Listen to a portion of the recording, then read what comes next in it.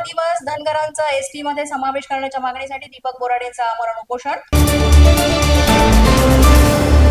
राज्यातील अनेक जिल्ह्यांमध्ये भीषण पूरस्थिती। मुख्यमंत्री सकाळी सोलापूर आणि दुपारनंतर लातूर दौरा करणार, पूरस्थितीची पाहणी करणार।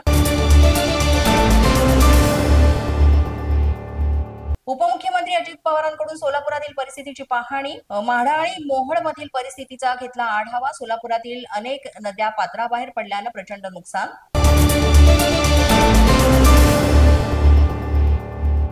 पुराचा सर्वाधिक फटका धाराशिवला। उपमुख्यमंत्री एकनाथ शिंदे धाराशिवचा दौरा करणार, पूरग्रस्तांना दिलासा देण्याचा प्रयत्न।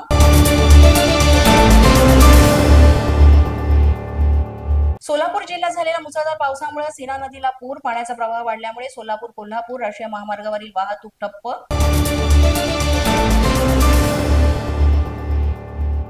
मुंबई शहर आणि उपनगरांमध्ये आज मुसळधार पाऊस पडण्याचा अंदाज। काही भागात जोरदार सरी तर काही ठिकाणी तुरळक प्रमाणात पडणार पाऊस। नाना पटोलेंनी कृषी अधिकाऱ्याला चांगलंच झापलं। भंडाऱ्याच्या लाखणी तालुक्यातील आमसभेमध्ये अधिकाऱ्याला सुनावलं। तक्रारी करूनही शेतकऱ्यांच्या समस्या न सोडवल्यामुळे पटोले संतापले।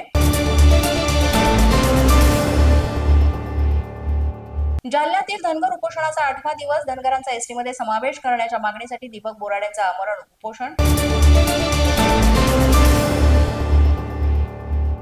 लक्ष्मण हाके यांच्या जवळच्या कार्यकर्त्यावर प्राणघातक हल्ला। पवनकरवर माजलगाव जवळच्या हल्ल्यामध्ये गंभीर जखमी।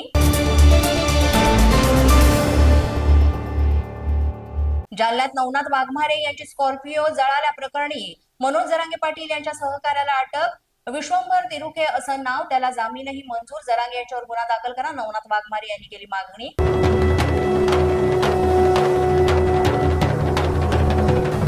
पोलीस माझा न्यूज तर्फे माझा नवरात्रोत्सव। पोलीस माझा न्यूज तर्फे शारदीय नवरात्रोत्सवानिमित्त करण्यात आलेली देवीची सजावट, मंडळाच्या कार्यक्रमांची छोटीशी झलक आम्हाला पाठवा।